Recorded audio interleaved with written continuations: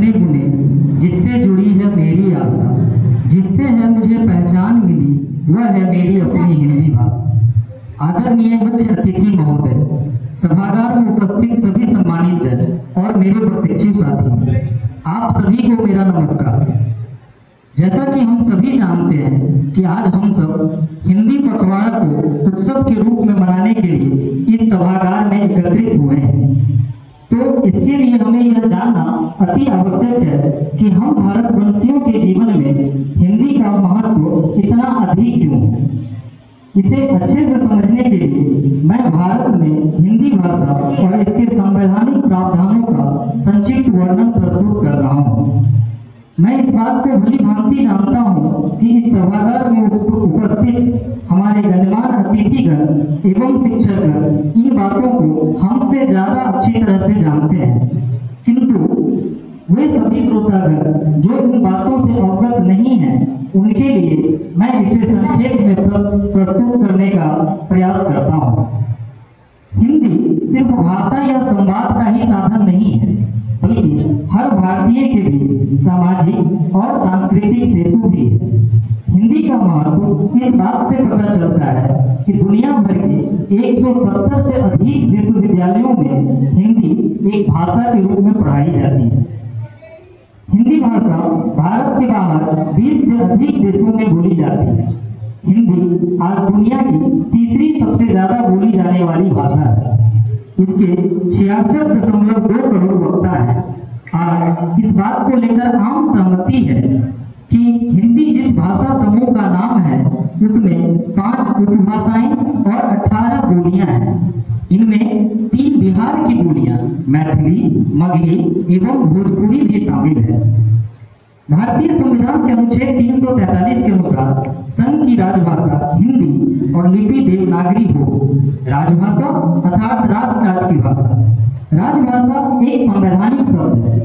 भारत में हिंदी को राजभाषा बनाने के लिए लंबी लड़ाई लड़ चुके राजेंद्र सिन्हा का 50वां जन्मदिन 14 सितंबर 1949 ईस्वी को था, जिस दिन हिंदी को राजभाषा घोषित किया गया। इसके बाद ही प्रत्येक 14 सितंबर को हिंदी दिवस के रूप में मनाया जाता है। हिंदी राजभाषा की एक बहुत बड़ी विशेषता है उसका शैली पे, जो इसे विश्व की अन्य सभी राजभाषाओं या प्रशासनिक भाषाओं से अलग कर देती है। प्रायः विश्व की सभी राजभाषाओं में, चाहे वह अंग्रेजी हो या स्पेनिश, चीनी हो या जापानी, एक ही शैली मिलती है, किंतु हिंदी की शैलियां शब्द के स्तर पर एक से अधिक है और वैज्ञानिक भी है। भारतीय संविधान की 8वीं अनुसूची में मान्यता प्राप्त 22 प्रादेशिक भाषाओं में से एक हिंदी भी है। अनुच्छेद 344 के अनुसार संघ के शासकीय प्रयोजनों के लिए हिंदी भाषा का अधिकाधिक प्रयोग करना शामिल है। अनुच्छेद 345 एवं 346 में राज्य सरकारों को राजभाषा के तौर पर अपनी प्रादेशिक भाषाओं को उपयोग करने की छूट दी गई है। अनुच्छेद 351 राजभाषा विषय उपबंध में सर्वाधिक महत्वपूर्ण है, क्योंकि इसमें हिंदी के भावी स्वरूप के विकास की योजनाएं सन्निहित हैं।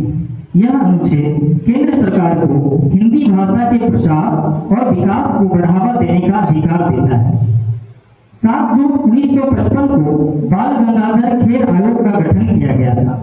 इस आयोग की संस्तुतियों की जांच के लिए 30 सदस्यों की एक समिति बनाई गई थी, जिसमें 10 सदस्य राज्यसभा के तथा 20 सदस्य लोकसभा के थे।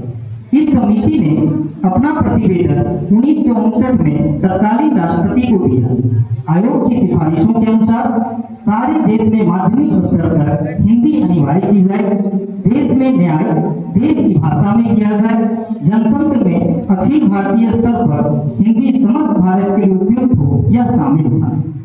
इसके बाद 16 नवंबर 1957 को गठित गोविंद वल्लभ पंत समिति ने अपनी सिफारिशों में कहा, हिंदी संघ की राजभाषा का स्थान अति शीघ्र है, लेकिन इस परिवर्तन के लिए कोई निश्चित तारीख नहीं दी गई थी। यह परिवर्तन धीरे धीरे एवं स्वाभाविक तरीके से होनी चाहिए। इन सभी संवैधानिक प्रावधानों एवं महत्वों को जानने के बाद यह कहना गलत नहीं होगा कि हिंदी भाषा केवल संवाद का माध्यम नहीं, बल्कि हमारे संस्कार, हमारी परंपराएं और हमारी यह भाषा हमें एकता और अखंडता के सूत्र में बांधती है। हिंदी साहित्य, कविता, कहानी और नाटक के माध्यम से हमारे समाज की भावनाओं, संघर्षों और उपलब्धियों को सजीव बनाती है। इसलिए हमें गर्व होना चाहिए कि हम हिंदी भाषी हैं।